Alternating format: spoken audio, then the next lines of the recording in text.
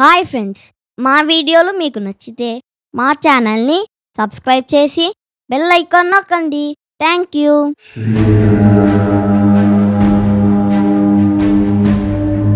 Hi friends, Sundarakanda 12వ భాగం మొదలు పెడదాం. వాయుపుత్రుడైన హనుమంతుల వారు సీతామాత మనోభావాలను గ్రహించి ఆమె చెవులకు ఇంపైన మధుర వచనాలను పలికి ఆమెకి సంతోషం కలిగించారు. రాములు వారు సూర్యుని వలె తేజశాలి, చంద్రుడి వలె లోకులకు ఆహ్లాదం కలిగించే మనోహరుడు, కుబేరుళ్లాగా సకల లోకాలకు రాజాదిరాజు. రాములు వారు విష్ణువు అంతటి కీర్తివంతులు, పరాక్రమశాలి. దైవగురు అయిన బృహస్పతిలాగా సత్యాన్నే రాముల వారు పలుకుతారు, మధుర భాష్యం చేస్తారు. కోపగించుకోవలసిన తరుణంలో కోపం వహిస్తారు, శిక్షార్హులను శిక్షిస్తారు. లోకంలో సర్వశ్రేష్ఠులు, మహారథుడు. యావత్ లోకం మహాత్ములైన రాముల వారి బాహువుల నీడను ఆశ్రయించుకుని మనుగడ సాగిస్తున్నది.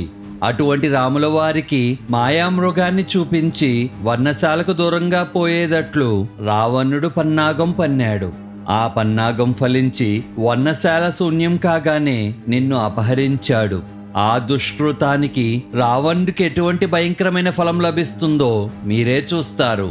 మహావీరులైన రాముల వారు అతి త్వరలోనే యుద్ధరంగంలో అగ్నిజ్వాలల వంటి ప్రజ్వలే బాణాలను రోషావేశంలో ప్రయోగించి ఆ రావణ్ణి సంహరిస్తారు.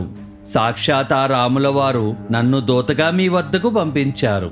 మీ వియోగంతో దుఃఖాతులై ఉన్న ఆ స్వామి నీ కుశలమడిగి తెలుసుకోమన్నారు. మహా తేజశాలి, మహాబాహువులు కలవారు, సుమిత్రాదేవి ఆనందాన్ని ఇనుమడింపజేసే పుత్రుడైన లక్ష్మణుల వారు మీకు నమస్కరించి మీ క్షేమం గురించి అడిగారు. ఓ దేవి, సుగ్రీవుడనే వానరుడు రాముల వారికి మిత్రుడు.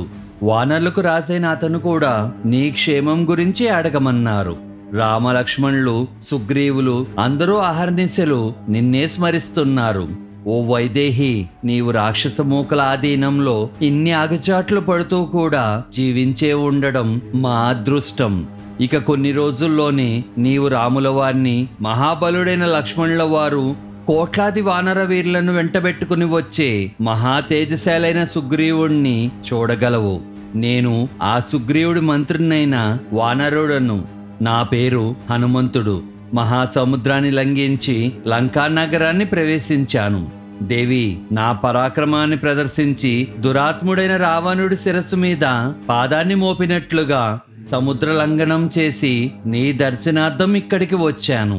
దేవి, నీవు భావిస్తున్నట్లు నేను వానర రూపం దాల్చి వచ్చిన రావణుడిని కాను. ఈ నీ అనుమానాలను విడిచిపెట్టి నా మాట నమ్ము అన్నారు. ఆ మాటలతో సీతాదేవి మనసు కాస్త కుదటపడగా ప్రియంగాను మధురంగానూ ఇలా మాట్లాడసాగింది. నీకు రాముల వారితో ఎప్పుడు పరిచయం కలిగింది? లక్ష్మణుడు నీకు ఏ విధంగా తెలుసు?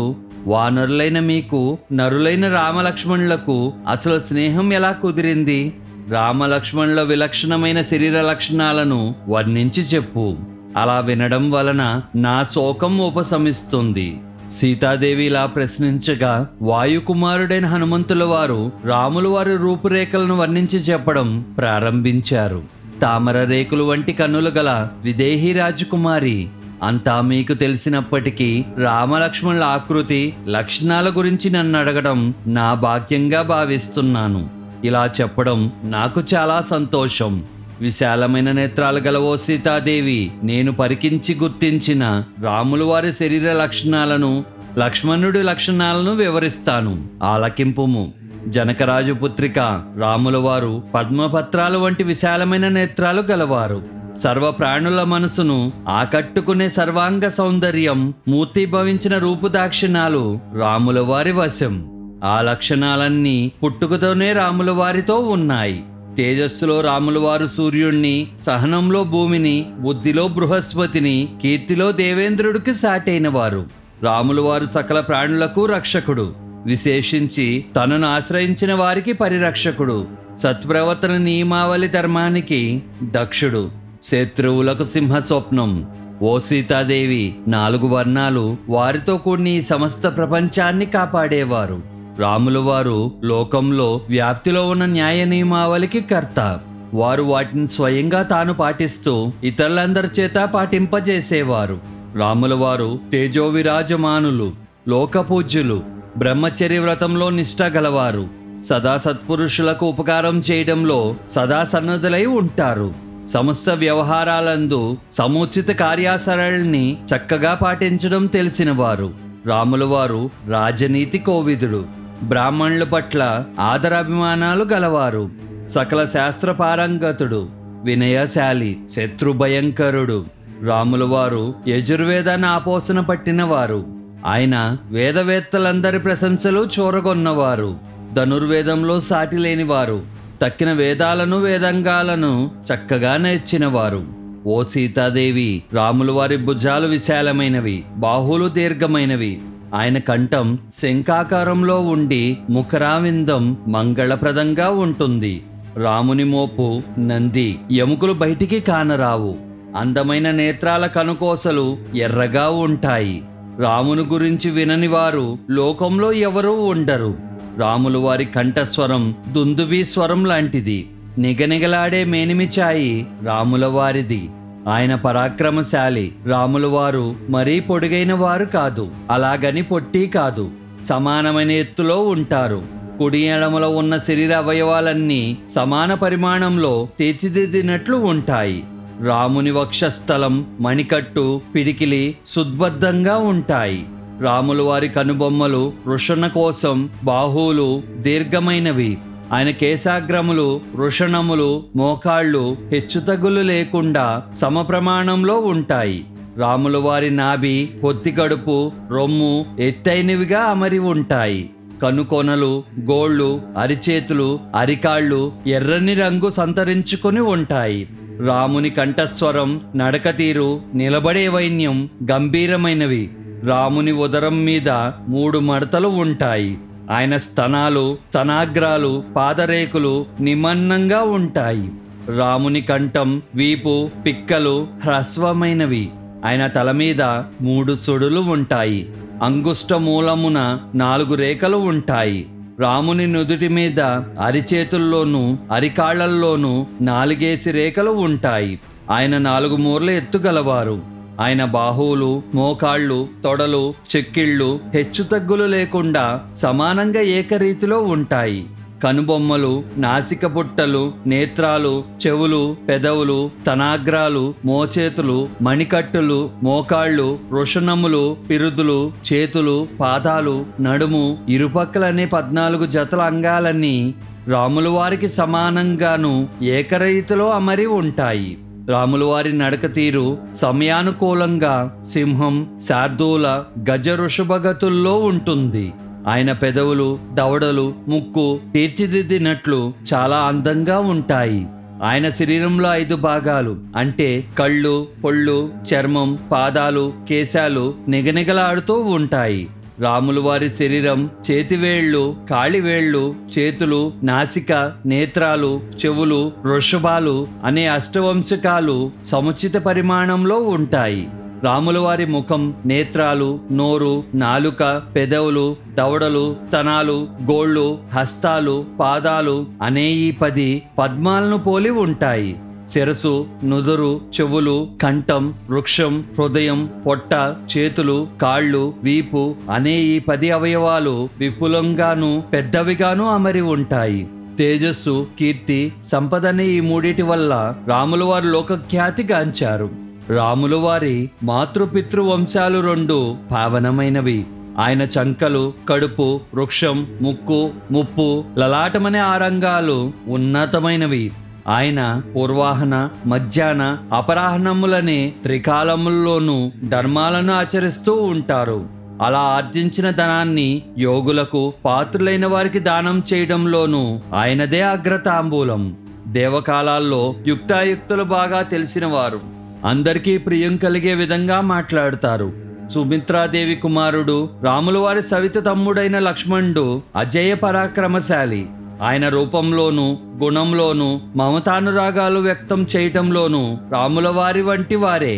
పురుష శ్రేష్ఠులైన రామలక్ష్మణులిద్దరూ నిన్ను కనుగొనాలని ఆతృతతో భూమండలం యావత్తూ అన్వేషిస్తున్న తరుణంలో మమ్మల్ని కలుసుకున్నారు. నీకోసం అన్ని చోట్ల వెతుకుతున్న ప్రయత్నంలో రామలక్ష్మణులకు వానరరాజైన సుగ్రీవుడు తారసపడ్డాడు. ఈ సుగ్రీవుడు తన అన్నచే రాజ్యం నుండి బహిష్కృతుడై భయంతో ఋషిముఖ పర్వత లోయల్లోని దట్టమైన అరణ్యాల్లో తలదాచుకుంటున్నారు. అలా తలదాచుకుంటున్న సత్యప్రతిజ్ఞుడైన సుగ్రీవుణ్ణి మేం కొద్దిమంది మాత్రమే సేవించుకుంటున్నాం. ఆ సమయంలో నారచీరలతోనూ జటులతోనూ ఋషివేషధారులై శ్రేష్టములైన ధనుసులు చేతబుచ్చుకుని రమ్యమైన ఋషిముఖ పర్వత ప్రాంతానికి రామలక్ష్మణులు వచ్చారు. ధనుర్ధారులై వస్తున్న రామలక్ష్మణులు చూడగానే వానర శ్రేష్ఠుడైన సుగ్రీవుడు భయకంపితుడై టక్కున ఎగిరి పర్వత శిఖరం మీదకు వెళ్ళాడు. వానరరాజైన సుగ్రీవుడు తాను పర్వత శిఖరం మీదనే ఉండి ఆ పరిస్థితులను కనుగొనమని తక్షణమే నన్ను వారి వద్దకు పంపించారు. సుగ్రీవుడి ఆదేశానుసారం నేను నరవరులు, సర్వసమర్థులు, చక్కని రూపంతో శోభిల్లుతూ శోభలక్షణాలతో భాసిస్తున్న ఆ రామలక్ష్మణుల వద్దకు చేతులు జోడించి నమస్కరిస్తూ వెళ్ళాను. సుగ్రీవుని గురించి వాస్తవ స్థితి కథలను తెలియజేయగా ఆ పురుష శ్రేష్ఠులు సుగ్రీవుడి పట్ల ప్రసన్నతను వ్యక్తం చేశారు. అప్పుడు నేను వారిని నా భుజస్కంధాల మీద ఎక్కించుకుని సుగ్రీవుడు ఉన్న చోటుకు తీసుకువెళ్ళాను. మహాత్ముడైన సుగ్రీవులకు రామలక్ష్మణుల వృత్తాంతాన్ని యథాతథంగా నివేదించాను. తదనంతరం రామసుగ్రీవులు ఎటువంటి అమరికలు లేకుండా మనసులు విప్పి మాట్లాడుకోవడంతో వారి మధ్య ప్రగాఢ మైత్రి జనించింది. ఆదరాభిమానాలతో తమ తమ గడిచిన వృత్తాంతాలను ఒకరికొకరు చెప్పుకుని సంత్వాన చెందారు.